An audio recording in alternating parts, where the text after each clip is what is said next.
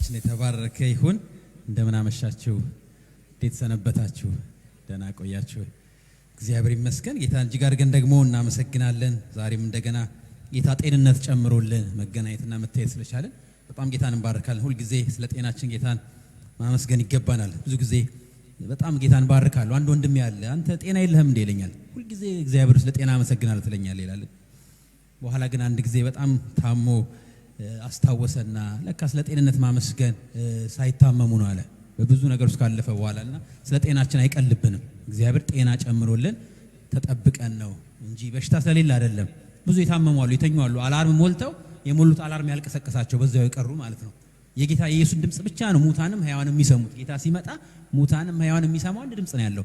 አላርም የማይሰሙ ጆሮች አሉ ማለት ነው፣ አልጋ ላይ ተኝተው በዛው የሚቀሩ።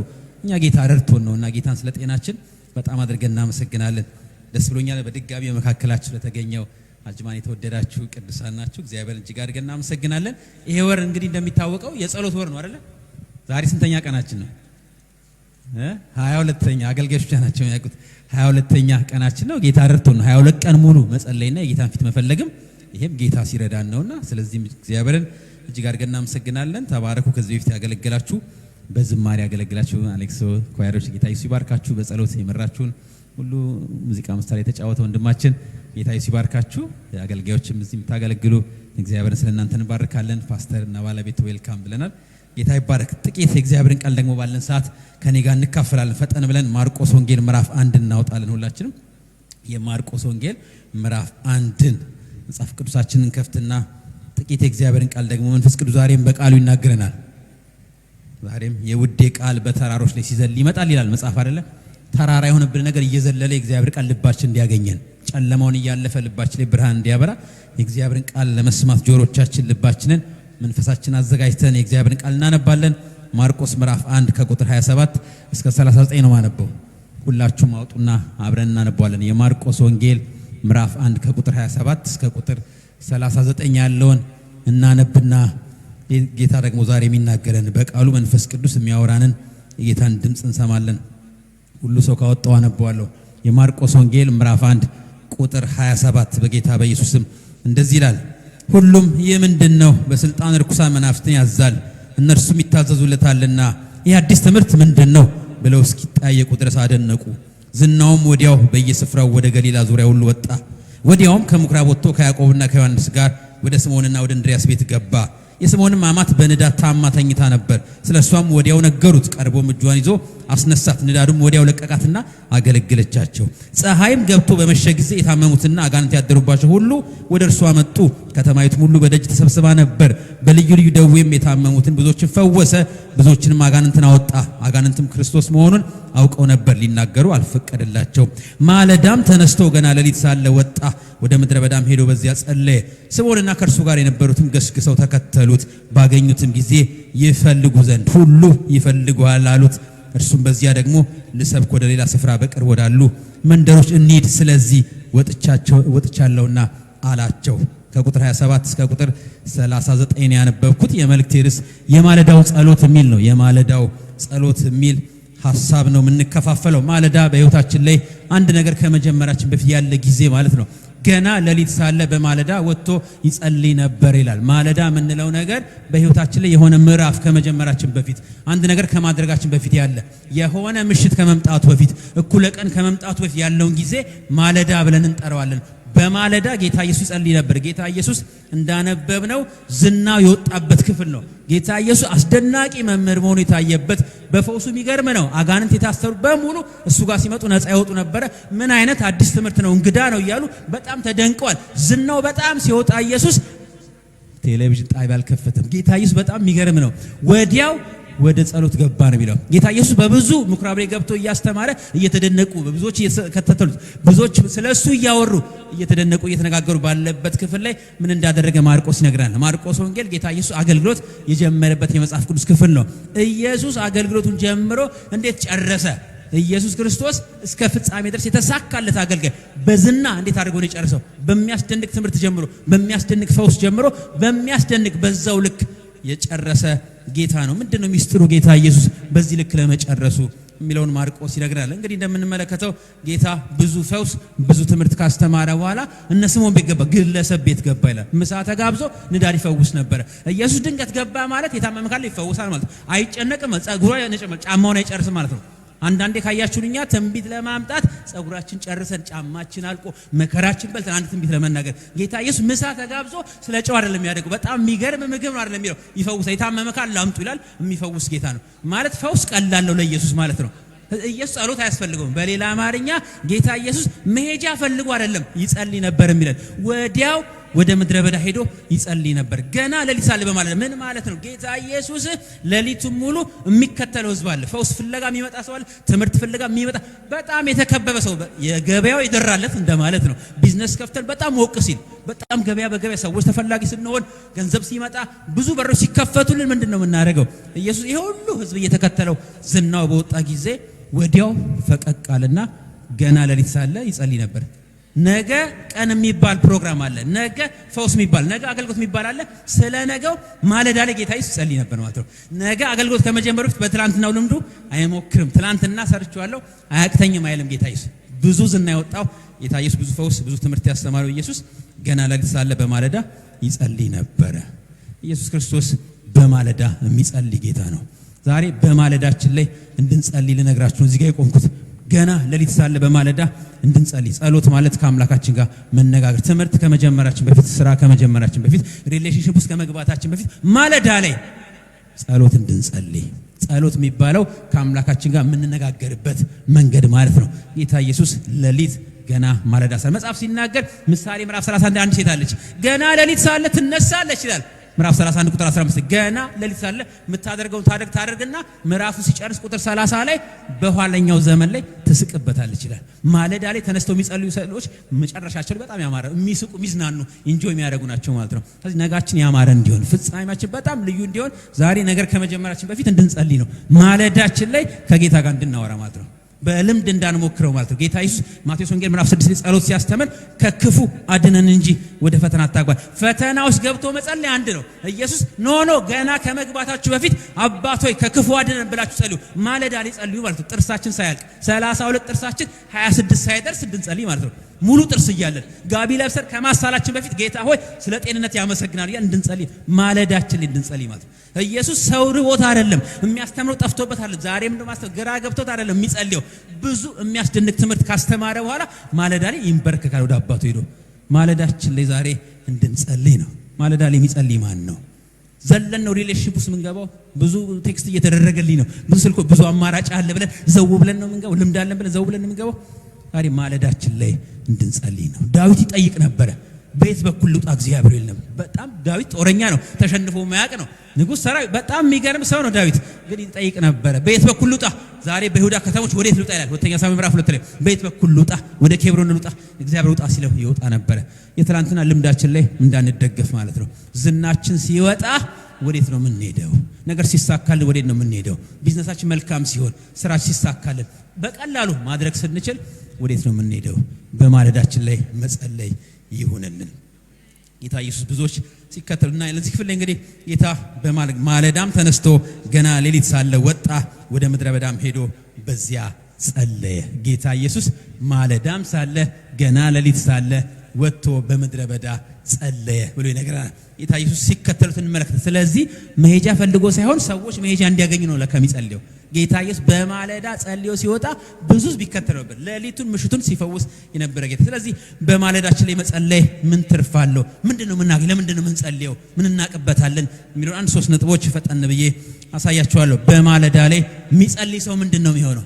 ለምንድነው መጸለየው? ባልጸልይ ሰዓት ትላንትና አድርጌዋለሁ፣ ቀላል ነው። ማርሽ ለመቀየር ምን ጸሎት ያስፈልጋል? መኪና ውስጥ ገብቼ ለመንዳት ልጸልይ? አዎ መኪና ከማስነሳታችን በፊት እንደ 10 ዓመት ነድጄ አንዳንዴ እኮ በቃ ጭራሽ ትዝማ እያወራን እኮ ማርሽ መቀየራችን ሳናቀው ነው የምንቀይረው እኮ በቃ ኦሬዲ አምሮች ተላምዶታል። ግን ስንነሳ መጸለይ እንዲሆንልን አስቀድመን ሞተር ከማሳታችን በፊት ጌታ ሆይ መንገዴን ማውራት ማለት ከጌታ ጋር ከመኪናው ጋር ከመነጋገር መንገዳችን ከማየት በፊት አስቀድመን በማለዳችን ላይ እንድንጸልይ። ዛሬ በማለዳው የጸለየ ሰው ምሽቱ ላይ በጣም ትርፋማ ይሆናል። ሪሌሽንሺፓችን ፌል አያደርግም፣ አገልግሎታችን ፌል አያደርግም፣ ስራችን ፌል አያደርግም። ማለዳ ከጌታ ጋር ተነጋግሮ የወጣ ሰው አይሸነፍም፣ በድል እንደመድማለን። ጌታ ኢየሱስ በድል ደመደመ። አንደኛ ማለዳ የሚጸልይ ሰው ጊዜን ያውቃል። ጌታ ኢየሱስ ማለዳ ገና ሌሊት ሳለ ተነስቶ ጸለየ ካለም በኋላ ስምዖንና ከእርሱ ጋር የነበሩትም ገስግሰው ተከተሉት። ባገኙትም ጊዜ ይላል ባገኙት ጊዜ መምህር ሆይ ሁሉ እኮ ይፈልጉሃል። ይሄ ጊዜ እኮ ወደሚፈልጉ የምትሄድበት ነው። ይሄ ጊዜ እኮ በጣም ታዋቂ የሆንክበት ነው። ዝና የወጣበት ነው። ትንሽ ብትናገር ትንሽ ፖስተር ብትነጥፍ እኮ አገር ነው የሚመጣው። ስለዚህ በዚህ ሰዓት መውጣት ያለብህ ወደሚፈልጉ ሰዎች ነው በተባለ ጊዜ ጌታ ኢየሱስ በዛን ጊዜ ደሞ ሄዳለሁ አለ። ምንድን ያላቸው? በዚያ ደግሞ ልሰብክ ወደ ሌላ ስፍራ በቅርብ ወዳሉ እንሄዳለን። ኖ አሁን ጊዜው ወደሚፈልጉ የሚሄድበት ሳይሆን ስራ አለኝ። ጌታ ኢየሱስ በማለዳው ላይ ሲጸልይ ጊዜውን አወቀ ማለት ነው። እነ ስምዖን ያ ጊዜ ከሰዎች ጋር የሚተዋወቅበት ነው። ያችን እድል የሚጠቀምበት ነው። ብዙዎች እየፈለጉ ነው። ምን ታረጋለህ? ምድረ በዳ ምን ታረጋለህ? ማውራት ብቻ ነው። ምንድነው የምትሰራው? ብዙ እየተፈለክ ባለበት ሰዓት ላይ ውጣ ባሉት ጊዜ ኖ ይሄ ጊዜ ደሞ እንሂድ አላቸው። ጌታ ኢየሱስ ሲጸልይ ጊዜን ያውቅ ነበር ማለት በጣም ወሳኝ ነገር በህይወታችን ላይ ጊዜን ማወቅ ነው። ዮሐንስ ወንጌል ምዕራፍ 11 ላይ ጌታ ኢየሱስ አልዓዛር ሞቷል ልፈውሰው ወደ ይሁዳ እንሄዳለን ሲሉት አንድ ነገር አሉት እነ ቶማስ። ጌታ ሆይ በይሁዳ እኮ በዚህ ጊዜ ሊገሉ ይፈልጋሉ፣ እንዴት እንዲህ ትላለህ? ኖ ቀኑ እኮ 12 ሰዓት ነው። ቀን ሳለ በብርሃን ልመልስ። አሁን አልሰናከል ማለት በሌሊት መሄድ እኮ ይሰናከላል፣ በቀን መሄድ አይሰናከልም። ጌታ ኢየሱስ ጊዜን በጣም ጠንቅቆ ያውቅ ነበር።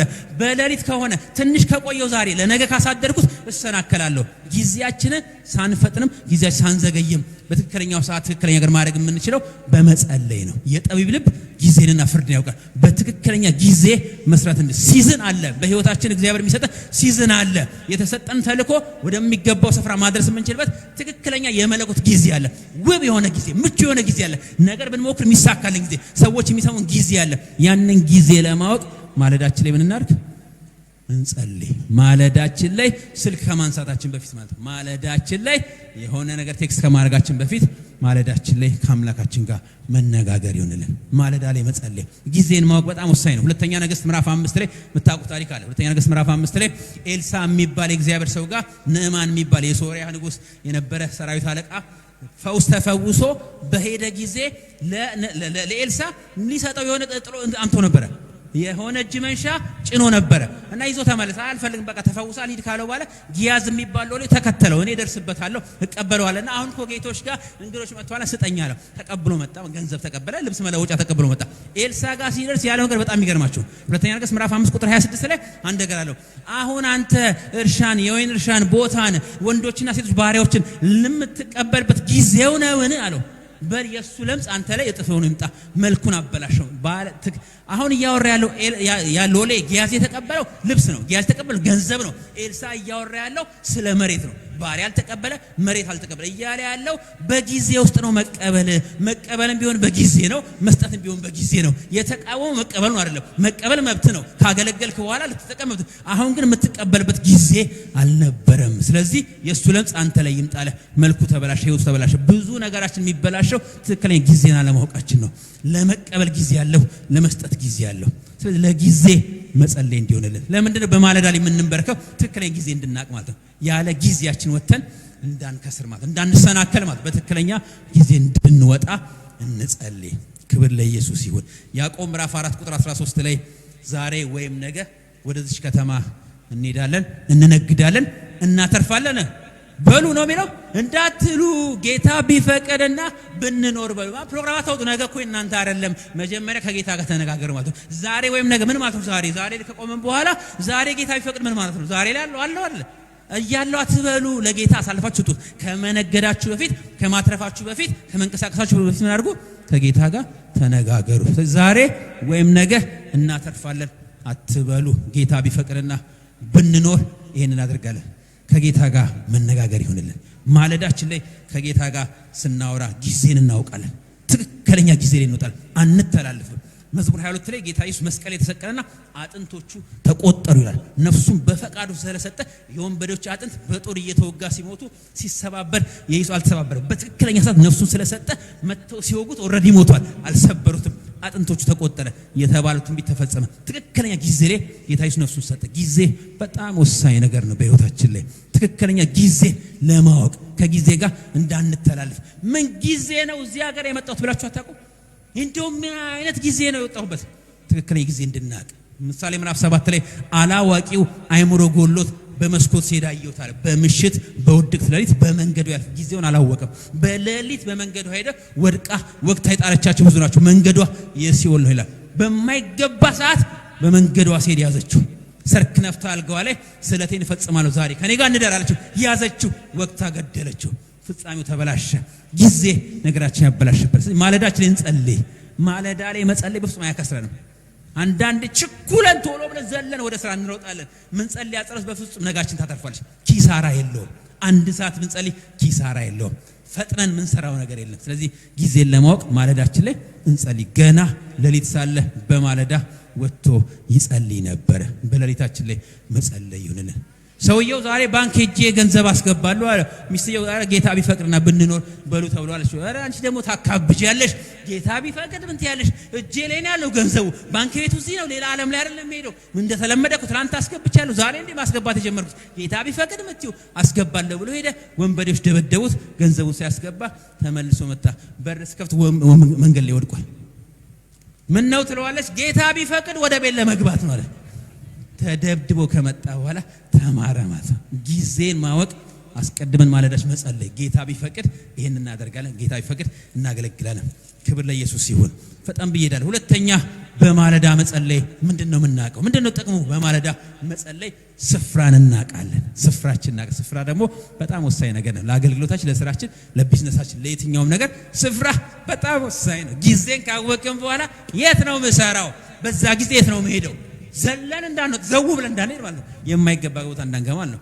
ሰውየው እንዳደረገው በጣም እግዚአብሔር ጌታን ሲቀበል መጠጥ ይጠጣ ነበር አሉ። መጠጥ ተወና በጣም ደስ ብሎት በቃ ዛሬ መጋበዝ አለብኝ አንተ እንደዚህ ጀግና ሆነ አለካ ብሎ የት ነው የጋበዘው?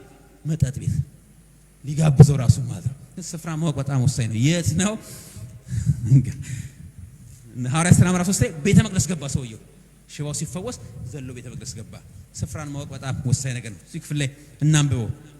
ሁሉ ይፈልጉሃል አሉት እነ ስምዖን ኢየሱስን አገኙትና፣ በዚያም ጊዜ ሁሉ እኮ ይፈልጉሃል ጌታ ሆይ ሲሉት ምን አላቸው? በዚያ ደግሞ ልሰብክ ወደ ሌላ ስፍራ በቅርብ ወዳሉ መንደሮች እንሂድ። ወደ ሌላ ስፍራ በቅርብ ወዳሉ አልመለስም አለ። ሰው ወደ በዛበት አልመለስም። ዛሬ ማለዳ ላይ ስጸልይ ነበር። ስጸልይ ስፍራ ተቀብያለሁ። የት መሄድ እንዳለብኝ ተቀብያለሁ። ሐዋርያት ሥራ ምዕራፍ 16 ላይ እነ ጳውሎስ ወደ እስያ ለመስበክ ሞከሩ። መንፈስ ቅዱስ ከለከላቸው። እሺ ፍርግያን ሞክራሉ፣ ገላትያን ሞክራሉ፣ በፍጹም ቢታንያም ገቡ። በሚስያ አልፈው በፍጹም መንፈስ ቅዱስ ከለከላቸው። በኋላ ወደ ጢሮአዳ ገቡና በሌሊት ለጳውሎስ ራእይ ታየው ይላል። አልተኛም ማለት ነው። ጳውሎስ ሌሊት ላይ ህልም ነው ተተኝ እንደምታዩ። ጳውሎስ ይጸልይ ነበር ማለት ጌታ ሆይ የት ነው ማገለግለው እያለ ማለት ነው። በቃ ሸክም አለው የወንጌል የት ነው ማገለግለው ሲል በራእይ አንድ የመቄዶንያ ሰው ተሻገርና እርዳን ሲል ሰማኛል። ምናልባት ያ ሰው መንፈስ ቅዱስ ሊሆን ይችላል። ምክንያቱም ተሻገርና ይላል አንድ ሰው፣ ከዛስ እርዳኝ አይደለም የሚለው እርዳን ይላል። ስለዚህ ሲንጉላር ነው፣ እንደገና ፕሉራል ነው። አንድ ሰው ነው የሚያወራው መቄዶንያ ላይ ሆኖ ጳውሎስ ተሻገርና እርዳኝ ማለት ሲገባው እርዳን ይላል። ስለዚህ መንፈስ ቅዱስ ወንጌል ወደዛ ሄጄ እንድሰብክ ተሰማን መሰለንና ወደዛ ሄደናል። በእርግጥም መንፈስ ቅዱስ ሐሳቡ ነበረ። ፍርግያ ከልክሏቸው፣ ገላትያ ከልክሏቸው፣ እስያ ከልክሏቸው፣ በኋላ መቄዶንያ ተሻገሩ። በትክክለኛው ሰዓት መንፈስ ቅዱስ በራእይ የሚጸልይ ሰው የት ማገልገል እንዳለበት ስፍራውን ያውቃል። ስፍራው ላይ ሲሄዱ የሚገርማችሁ ሊዲያ የምትባል ሐረሻሽ ነበረች። ልቧን ብቻ ሳይሆን በሯን ከፍታ ቤቷን ከፍታ ከኛ ጋር ኑሩ አለቻቸው። እኛ ጋር ዋሉ አይደለም ምሳኛ ጋር ብሏል። ኑሩ መኖር ታውቃላችሁ? ኑሩ ማለት ነው። ስለዚህ መቄዶንያ ዘመድ የለኝም እኔ የምፈልገው ገላትያ ነበረ፣ እንዴት ነው የምሄደው ጌታ ሆይ እያለ ጳውሎስ የምታኖር በጣም ነጋዴ የሆነች ሴት ጋር። ስለዚህ እግዚአብሔር ሂዱ ሲለን በዛ ስፍራ አዘጋጅቶ ነው ማለት ነው። መንፈስ ቅዱስን መስማት ይሆንልን። በቃ ኢትዮጵያ ሄዱ ካለን መንቀሳቀስ ነው። ማለዳችን እንጸልይ። ዛሬ አገር ከመቀየራችን በፊት ሰዎች ስለሄዱ አይደል፣ ትናንትና ሰዎች ሄዱበት ሀገር እንዳንሄድ ማለት ነው። ጌታው በየት አቅጣጫ ነው እንዴት የምትፈልገው? ዘፍጥረት ምዕራፍ 26 ላይ ይስሐቅ ጋር መጣና እግዚአብሔር በአባቱ በአብርሃም ዘመን ረሃብ ነበረ። በአባቱ በአብርሃም ዘመን ረሃብ ሲኖር አብርሃም ሄደት ነው ወደ ግብጽ ሄደው። ከዚህ ያችን ልምድ ያውቃል። ከዚህ ወደ ግብጽ ሊንቀሳቀስ ሲል መጣና እግዚአብሔር ይስሐቅ ወይ እንደ አባቴ ወደ ግብጽ እንዳትሄድ በዚሁ ስፍራ ተቀመጥ። እንዴት አባቴ እኮ ወደ ግብጽ ሄደው በጣም ቀላል ነው። ከግብጽ መንገድ እዛ ሄደው የተለወጡ ሰዎች እኮ እዛ እየሰሩ ፓርታይም እየሰሩ በጣም ተለውጧል። ረሃቡን አሳልፏል። ወደዛ ሄደው ኖ እኔ በዚሁ ባርካለሁ አለ። እሺ አለና ሰምቶ ተቀመጠ። በዘራበት በዛው ዓመት 100 እጥፍ አጨደ። በዛው ስፍራ ዘራ፣ በዛው ስፍራ 100 እጥፍ አጨደ። መንፈስ ቅዱስን ለስፍራ መስማት ይሁንልን። የት ነው ጌታ የሚፈልገን? በማለዳችን ላይ የሚጸልይ ሰው ጌታ ወደ ሌሎች ስፍራ ደግሞ እንሄዳለን። ሰዎች ስለፈለጉኝ አይደለም ማለት ስምዖን ለእናንተ ነው ሰዎች የሚፈልጓችሁ ይመስላል። እኔ ግን መንፈስ ቅዱስ የምሰማው ዛሬ ማለዳ ስጸልይ የነበረው ትክክለኛ ስፍራን አውቄ ለመውጣት ነው አለ ጌታ። ወደዛ ስፍራ እንሄዳለን። ትክክለኛ ስፍራ ላይ ለመገኘት በማለዳችን ላይ እንጸልይ። ስለዚህ ምንም ነገር ከመጀመራችን በፊት መንበር ከጌታ ጋር ማውራት ይሁንልን። የት ነው ጌታው የምትባርከኝ? የት ነው የምታሳርፈኝ? የት ነው ሰው የምትሰጠኝ? የት ነው በሮች የምትከፍትልኝ? ስፍራ በጣም ወሳኝ ነገር ነው። ትክክለኛ ጊዜን አውቀን ቦታን ካላወቅን እንተላለፋለን፣ እንከስራለን። ከኪሳራ የሚያድነን ማለዳችን በርከክ ብለን አባቶ የት ነው የምትፈልገኝ ማውራትን ልምዳችን ትተን ማለት ነው። ጌታ ኢየሱስ እየፈወሰ ነው። ሰው ቤት ጋር ይፈውሳል፣ ምኩራብ ቢገባ ይፈውሳል። የትም ቤት ጌታ ኢየሱስ ይፈውሳል። ቀላል ነው ፈውስ ልምድ ስላለው ዝም ብሎ በየመንደሩ ወደ ፈለገው ቦታ አይሄድም ነበር፣ ይንበረከክ ነበር። ጌታ በማለዳ ላይ ከተንበረከከ እኛማ ምን ያህል አብልጠን ማለዳችንን እንበረከክ ይገባናል። ሐዋርያት ሥራ ምዕራፍ 8 ላይ ማን ነው ፊልጶስ የሚባል ወንጌላዊ ጌታ የሚገርመው ፊልጶስ ሰማሪያ የሚባል ከተማ ላይ ብዙ አጋንንቶች ነፃ ወጥተው ብዙ ሰው ተፈውሶ ከተማ ድኖ ማለት ነው። ከተማ ጌታን ካወቀ በኋላ መንፈስ ቅዱስ መጣና ወደ ጋዛ ወረደ አለው። የት ነው ጋዛ? ምድረ በዳ። ምን አለ? አንድ ሰው አለ። ከተማ ያዳነ ሰው አንድ ሰው ጋር ጋዛ ወረደ፣ ኢትዮጵያው ጃንደረባ ጋር። በሚገርም ሁኔታ መንፈስ ቅዱስ ታዘዘና ፊልጶስ ጋዛ ገባ። ኢትዮጵያው ጃንደረባ እኛ የዳንበት ሰው ማለት ነው። ኢትዮጵያው ጃንደረባ ያንን ወንጌል ከፊልጶስ ባይሰማ ኖሮ እኛ ዛሬ ቁጭ ብለን ይሄን እግዚአብሔር አናመልክም ነበር። ታዘዘና ሄደ። የሚገርማችሁ አንድ ሰው ሲናገር ይሄ ኢትዮጵያዊ ግን ትራንስፖርት የሚሰጥ አይመስለኝም አለ። ኢትዮጵያው ባህሪ ስለሆነ እና ጌታ ታዲያ ትራንስፖርት የማይሰጥ ቦታ የሚልከው የሚገርማችሁ መንፈስ ቅዱስ ምን አደረገው? ወዲያው ካገለገለው በኋላ ምን እንደሚለው የትራንስፖርት አይሰጠውማ። አውርቶ አጥምቆ ምን ብለው እሱ ኢንጆይ እያደረገ ኢትዮጵያዊ ታውቃላችሁ፣ ያስፈልግሻል፣ ይጎልሻል፣ ዋጋ ከፍለሽ የመጣሽው አይልም። ስለዚህ እንዴት ነው ጌታ በዚህ ኢኮኖሚ ኢትዮጵያ የምትልከኝ? መንፈስ ቅዱስ ምን እንደሚሰራ ያውቃል። ፊልጶስን ነጠቀው ነው የሚለው። መንፈስ ቅዱስ የመንጠቅ አሰራርም አለው ማለት ነው። ስለዚህ ሂዱ ጋርን ጋዛ ታዘን ነው። አረ ትራንስፖርት አይሰጥም መንፈስ ቅዱስ፣ እኔ ነጥቃቸዋለሁ ሊል ይችላል። ስለዚህ መንፈስ ቅዱስ የሚለን ስፍራ ላይ መገኘት ውጤታማ ያደርገናል፣ ይነጥቀናል። ባዛጦን ተገኘ ይላል። እውነቱም ለካ ጃንደረባው አልሰጠውም ማለት ነው። የታክሲ ቢሰጠው ኖሮ አስቁሞ ይሄድ ነበር። እሱ ሰረገላ ላይ ቁጭ ብሎ ጌታ ይባርክ ብሎ እንጆ እያደረገ ነው ማለት ነው። መንፈስ ቅዱስ ነጠቀና። መንፈስ ቅዱስ ሌላ አሰራር አለው ማለት ነው። ኢኮኖሚያችን ከባድ ሊሆን ይችላል፣ ሲስተሙ ከባድ ሊሆን ይችላል፣ የመንግስት መዋቅር ከባድ ሊሆን ይችላል። መንፈስ ቅዱስ ግን ሌላ ሰማያዊ አሰራር አለው፣ የሚያኖርበት አሰራር። ስፍራኛ እንዳንመርጥ ነው ጌታ ወደ ያለን ስፍራ መሄድ እንዲሆንልን። ስለዚህ በማለዳችን ምን እናድርግ? እንጸልይ። ማለዳ ሳለ ገና ሌሊት ተነስቶ ጌታ ኢየሱስ ወደ ምድረ በዳ ሄደ፣ ይጸልይ ነበር። ጌታ የተባረከ። ሶስተኛ ምንድነው ጌታ ኢየሱስ በማለዳው ላይ በመጸለይ የሆነለት ነገር? በዚያ ደግሞ ልሰብክ ወደ ሌላ ስፍራ በቅርብ ወዳሉ መንደሮች እንሂድ፣ ስለዚህ ወጥቻለሁና አላቸው። በምኩራቦቻቸው እየሰበከ አጋንንትን እያወጣ ወደ ገሊላ ሁሉ ወጣ። ስለምን አለ? ስለዚህ ወጥቻለሁና። ጥሪን እናውቃለን። በማለዳ የሚጸልይ ሰው ጥሪውን ያውቃል። ኢየሱስ እኔ እኮ ሰዎችን ለማስከተል አይደለም የወጣሁት፣ ለመስበክ ሳይሆን ለመፍታት ነው። እየሰበኩ ለመፍታት፣ ለመታየት፣ ለመታወቅ፣ ዝናዬን ለመጠቀም ሳይሆን ለመስበክ ነው። ስለዚህ ወጥቻለሁና። ጌታ ኢየሱስ በማለዳው ጸልዮ ለምን እንደተጠራ ያውቅ ነበር ማለት። አንዳንዶች ጥሪያችን አናውቀውም። ደላላ መሆን ሲገባን መርፌ እየወጋን ችግር ሰው ውስጥ፣ አንዳንዱ አገልጋይ የሆነ ደግሞ ሌላ ቦታ ይገባል። አላችሁ አንዳንድ ሰዎች ሱቅ መነገድ ሲገባቸው እንደሚገባ ሱቅ መነገድ ሰው ሱቁ ላይ ቁጭ ብለው በፊት እንደውም ኢትዮጵያ ላይ አንድ በጣም የሚያስፈራ ትራክት ነበረ። ዴንጀር ምናምን የሚል እንደዚህ ሆነ አጽም ያለበት ታሳውሳችሁ፣ አንድ አጽም ያለበት እና ክብሪት ልገዙ ሄዳችሁ አይናችሁ ነው የሚያወጣችሁ። ሲሆን ነው መገባው ህይወት ወይ ስሞት ይላችኋል። የሚገባውን ስራ በተቀመጠበት ቦታ እንደሚገባ መስራት ትቶ ሌላ ነገር ውስጥ ምን ማለት ነው? እግዚአብሔር ለንግድ ከጠራን እግዚአብሔር የሚከብረው እንደሚገባ በጽድቅ መነገድ ነው። አንዳንድ ሰው እግዚአብሔር ማክበር የሚመስለው ላውንደሪ ቤት ይከፍትና ላውንደሪ እቃው ላይ በጌታ በኢየሱስም ዛሬ ተሰብስቦ ይምጣ እያለ እያጭበረበረ የሚሰራው። እንደሚገባ መስራት ማለት ትክክለኛ ጥሪያችን አውቀን ለጥሪያችን ታማኝ መሆን ማለት ነው። ጌታ ደላላ ካደረገን ደላላ መሆን ማለት ነው። ነጋዴ ካደረገን በስነ ስርዓት ነግደን አስራታችን ለቤተክርስቲያን ማምጣት ማለት ነው። ጌታ መምህር ካደረገን እንደሚገባ የእግዚአብሔር እውነት ማስተማር ማለት ነው። መጋቢ ካደረገን እንደሚገባ መመገብ ማለት። ጌታ ኢየሱስ ስለዚህ ነው የተጠራሁት አለ። አረ ብዙ ዝና ወጥቷል፣ ሰዎች እየፈለጉ ነው፣ እኛም ተከተለን ፈልገንን ያገኘንህ። ስለዚህ ወጥቻለሁና ወደዛ እንሂድ አላቸው። ጌታ ጥሪውን ያውቅ ነበረ። ጌታ ኢየሱስ ሉቃስ ወንጌል ምዕራፍ 4 ላይ ታውቃላችሁ 40 ቀን ከጸለየ በኋላ ምዕራፍ 3 ላይ 40 ቀን ምድረ በዳ ከአባቱ ጋር ከጸለየ በኋላ የመጀመሪያ ያደረገው ነገር ምንድነው? ምኩራብ ገባና መጽሐፍ ሰጡት። ሲገልጠው ሲተረትረው ኢሳይያስ 61 ምን ይላል? የጌታ መንፈስ በእኔ ላይ ነው፣ ለድሆች ወንጌል ሰብክ ዘንድ ልኮኛልና አይደል? ለታሰር መፈታትን ቀብቶኛል። ጌታ ኢየሱስ ትክክለኛ ነገሩን ጥሪውን ያወቀው ጸልዮ ሲወጣ ነው። በማለዳ የሚጸልይ ሰው ትክክለኛ ጥሪውን ያውቃል። ትክክለኛ ጥሪያችን ለማወቅ ዛሬ በማለዳችን ላይ እንጸልይ። ለምንድን የተጠራ ነው? ጌታ ለምንድን የሚፈልገን? በምን አቅጣጫ ነው ውጤታማ? ምን ዳቦ ብነግድ ነው ውጤታማ ነው? ሻይ ያርኩ ባዞ ነው ውጤታማ ነው? ምን ባደርግ ነው ውጤታማ ነው? ትክክለኛ ጥሪያችንን ማወቅ የምንችለው በማለዳችን ላይ ስንጸልይ ነው። ክብር ለኢየሱስ ይሁን። መጽሐፍ ሲናገርና ሐዋርያት ሥራ ምዕራፍ 13 ላይ በአንጾኪያ ባለችው ቤተክርስቲያን ነቢያትና አስተማሪዎች ነበሩ ይላል። መንፈስ ቅዱስ በኋላ ሲጾሙ ሲያመልኩ ሲጸልዩ መንፈስ ቅዱስ አንድ ድምጽ አመጣ። በርናባስና ሳውልን ለጠራኋቸው ሥራ ለዩልኝ። መንፈስ ቅዱስ ለሐዋርያነት ለያቸው ማለት የሚጸልይ ሰው ማለዳው ላይ የሚጾም ሰው ትክክለኛ ጥሪው ምን እንደሆነ ከመንፈስ ቅዱስ ይሰማል ማለት። ለጠራኋቸው ሥራ ጌታ ለሥራ ነው የሚጠራን፣ ዝም ብሎ አይጠራን። ለመሰብሰብ አይደለም የሚጠራን። ለመበቀስ ሲጨፍሩ ሊያቸው እንደሞ ወቀስ ሲሉ ሊያቸው ብሎ አይደል ጌታ ለሥራ ነው የሚጠራን። ለተጠራንበት ሥራ መገኘት እንድንችል ዛሬ ማለዳችን ላይ መጸለይ ይሁንልን። ሌሊት ሳለ በማለዳ መንበርከክ፣ ሌሊታችን ላይ ዛሬ ከጌታ ጋር ማውራት ይሁንልን። ከዚህ ማለዳ ላይ መነሳት የምንችልበት መንፈስ ይብዛልን። ማለዳ ላይ የሚጸልይ ሰው ትክክለኛ ጊዜውን በህይወቱ ያውቃል። ትክክለኛ ጊዜ ላይ እንንቀሳቀሳል። ምን ሆኜ ነው? እኔማ አይኔ ላይ ካልሲ ነበር አለኝ አንድ ጓደኛዬ። ምን ቀን ነው ይሄንን የገዛሁት አለ። ምን አዝሮብኝ ነው አለ።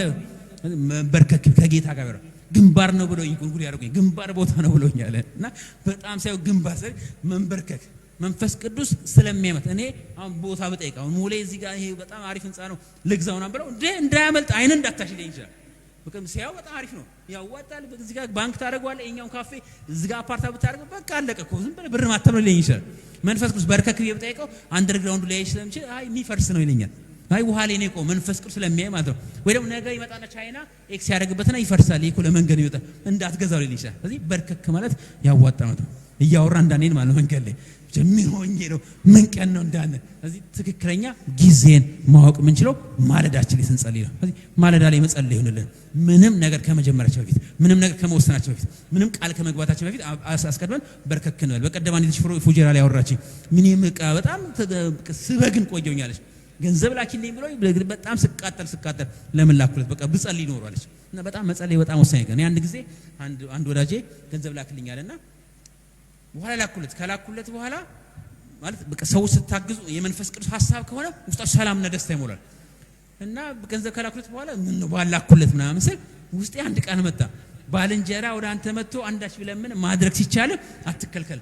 በጣም በሰላም በደስታ ልብ የተሞላ በሚገርም ሰላም እና መጸለይና መንበርከክ እንዲሆንልን አንድ ምስክርነት በቀደም ሰሞኝ ቴሌቪዥን ላይ አንድ ቄስ ነውና አንድ ሰው መጣና ሚስቴ ታማና አለኝ ብሎ በቃ ድንገት ቤት ስገባ ተከፍቶ ያየሁት እና ሚስቴ በቃ አለቀሰና ዱብ አረንባው እኔም አብሬ ዱብ እንባይ በቃ ያቃል ደካማ ጎኔ ስላወቀ መጣና አልቅሶ አስለቀሰኛል።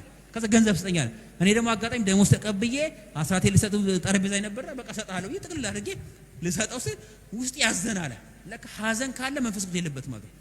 ውስጥ ሲያዝን ደግሞ ምን ሆኜ ያዘንኩት በመስጠት በጣም ምደሰሰው ነበር። ከዛ ኪሴ ከተትኩት አለ እና ምን ነው ኪሱ ከተትኩ አለኝ አለ እዛው ቆማል። ከዛ ግድ የለም እንሂድና ለባለቤት በዛው ልጸልይላትና ልስጣት። ያረ በፍጹም እኔ እጸልይላታለሁ አንተ አትድከም ቄስ። አይ ግድ የለም እኔ እኮ ቄስ ነኝ መጸለይም ነው ስራ የመስጠት ብቻ አይደለም። ካልሄድን ስራ በቃ ተግባባና ለካ ሌባ ነው አለ። ከዛ አንተ ግን ቆቅ ነህ አለኝ አለ ሰውየው። እኔ ቆቅ አይደለም ቄስ ነኝ አለ። እና የመጸለይ ልምድ አለው። አስቀድመን መጸለይ ይሁንልን። ምንም ከመስጠታችን በፊት መጸለይ፣ ከመቀበላችን በፊት መጸለይ፣ ከመወሰናችን በፊት መጸለይ፣ ቃል ከመግባታችን በፊት መጸለይ፣ በማለዳ ላይ መጸለይ። ስለዚህ በማለዳ ቀኑ ሳይመጣ ሌሊቱ ሳይመጣ በኋላኛው ቀን ላይ ለመሳቅ በኋላኛው ቀን ላይ ደስተኛ ለመሆን በድል ለማጠናቀቅ ማለዳችን ላይ እንጸልይ። ጊዜን እናውቃለን። ማለዳችን ላይ ስንጸልይ ስፍራችን እናውቃለን። ማለዳችን ላይ ስንጸልይ ጥሪያችን እናውቃለን። መንፈስ ቅዱስ ይርዳን። ሁሉ ሰው አይኖቻችን ጨፍሮ ጸልያል። ሃሌሉያ። ሁላችንም ይሄን እያሰብን እንጸልያለን ጌታ